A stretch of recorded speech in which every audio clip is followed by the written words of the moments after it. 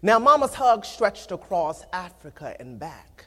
The Middle Passage marred not one iota of the beauty that is me or the determination that is in me to grow and build from nothing. I am the forever of yesterday's today and all of tomorrow. I am Africa's child. I started that this morning because I want us to look at who we are and our purpose as peer educators on our respective campuses. I want to know what's working on your campus so that you can help everyone else who may be having some issues like yours and who may not. Ayana Harley, Bowie State University.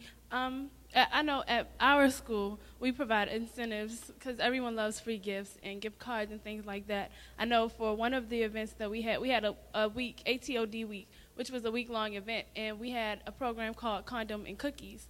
So it was come past the table, you get some free condoms, and you also get a cookie. I go to the University of Texas in San Antonio. What we do is we don't just Greeks help out a lot, but also other organizations. Like we have the Hispanic Student Association, getting together with other organizations with events. Like they can bring their members in there, and like they'll probably tell other people about it. At Alabama A&M University, just not our organization, but other organizations would tend to attract people to events. Especially on your flyers, is either have the word sex or the word free on your flyers. Because, I mean, those are the two things that's going to attract college students. I mean, everybody having sex all willy-nilly across the campus anyway, and something free, something given to them, I mean, they just not passing up on it. Dominique from Bowie State University. I was going to say what I do is when I go in to talk to Miss Cook or to Will, I'll pick up some condoms. Like I'll pick up, and she carries boxes, so I'll pick up like maybe 2 or 3 boxes, and I'll just hold them in my purse, even though people look at me like, oh my gosh, Dominique has condoms in her purse. Mm-hmm. Or like in my room, because I live with all cheerleaders, so everybody's always in my room, football players, basketball players, cheerleaders. So I keep them in a box, and everybody knows that. And they come in my room, open my box. Everybody knows what box it is. Open my box, and they take condoms out. Or they'll ask me when I'm walking, Dominique, you got a condom? Dominique, got a condom? Dominique, got a condom? And I'll be like, yeah, here you go. You know what I'm saying? It doesn't make me look bad, though, because I always explain to them, I have condoms for a reason. I don't have all these condoms because, I'm that sexually active. I am a peer educator, and they know that, and they understand. My name is Brianna Wade. I'm from Winston-Salem State University. A lot of times I will walk up to some of my classmates or some of the peers that I see on campus. What are you doing tonight? Can I get an hour of your time? And we have the shirts that have got AIDS on them, and those are a really big incentive on our campus because it's a question mark on your chest. But I asked them, well, I got snacks, cookies, and condoms. And they're like, what's that? I got condoms. All I need is an hour. And I just get down on their level and let them know that, I want to have fun, I want to enjoy, but I want to know what you know so we can grow together and make this campus safe. Understand, different things, different type of initiatives started in rooms like this, okay? The civil rights movement started in rooms like this. The monument that is now being developed for Martin Luther King started in rooms like this. Something small, and it affected the world, okay? So please, please, please give it all you got.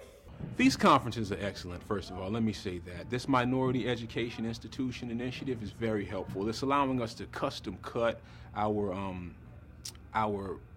programs to needs that are directly based on needs assessments. They're also allowing us to utilize our student peer educators to use kind of culturally relevant means of, it's young people dressed in hip clothes, talking young talk, and they're solving contemporary issues, which is a major issue of today. A lot of our young people and a lot of data and research suggests that one main reason why we're not dealing with problems on the African American community campus is that we have no room to actually discuss these things for a barrage of reasons. So one of our program's mandates is to create spaces and places and comfortable environments where people can really engage in intercultural communication with relevant problem solving.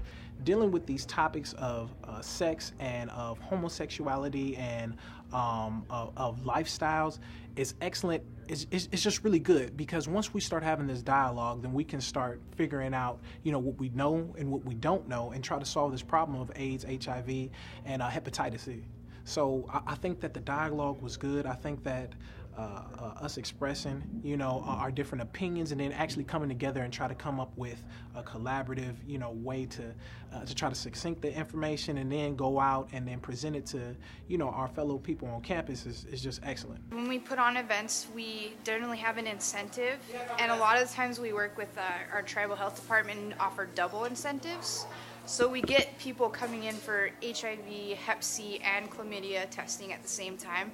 We also just offer, I think it's the comfort that we're there for them to talk to, and we are non-judgmental, and we're their age half the time. So it's really kind of a personal experience for both of us, and I think it makes it really successful in that sense. Being that I'm from the island and I live in a small knit community, it's kind of like the topic of sex and drinking and so forth is very like on a hush-hush situation. People don't openly talk about sex and so forth. So and if you want to like promote and tell them to, oh, hey, go to this free clinic, get tested, get some condoms, it's like it's going in one ear and coming out through the next. Because people are afraid that if they go into a clinic and they see someone, they might know their parents or their grandparents, and hey, somebody might leak the information and let them know that this person was here so and so, and maybe your granddaughter is having sex and so forth. So that's kind of a big challenge to us, because we want them to be open about it. We want them to be able to practice these safe methods, but it's hard for us to actually get them to go where they need to go.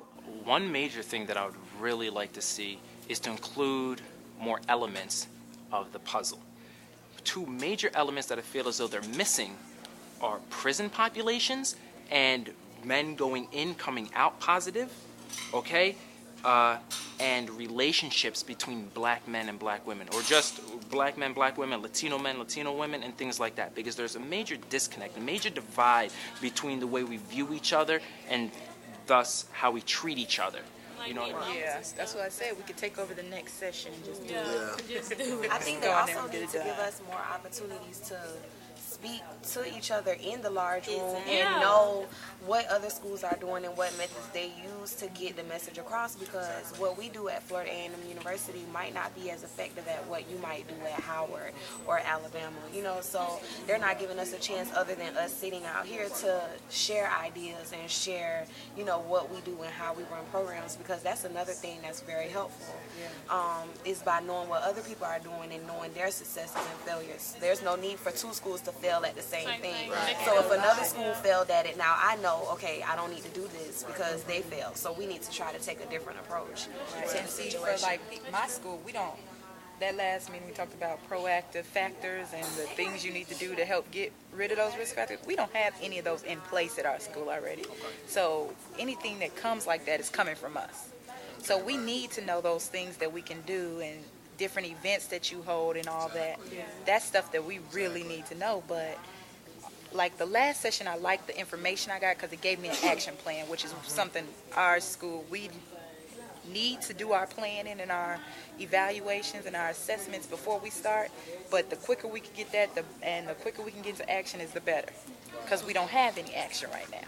So if I can get as many ideas as I'm talking about the topic and not having to write it down and then find that person later on to try and hunt them down just so I can get some information about it. It'd be easier. Interaction right then and there. Right. And that's the thing that I like about the sessions or whatever, is that things pop up in your head. Just the unfortunate part is that right when we start talking about it, we got to move to the next point. Yeah, it's like, because something pops in my head every time when somebody's talking. I'm like, oh yeah, this works on my campus. I can just talk to them about this, and then, but it's like, we kind of got to move on. And I understand that they got to give. There's some information that we all need to know, and I understand that. It's just that I mean, you got to take us where we are, and if we start building, we can't move. You know, we got to build. You know what I'm saying? So we have the information in those big notebooks. We have the information. Right. So that we could have read up and discuss it with our URLs. Right. So then before we get here, we already know a little bit of what we're talking about. Yeah.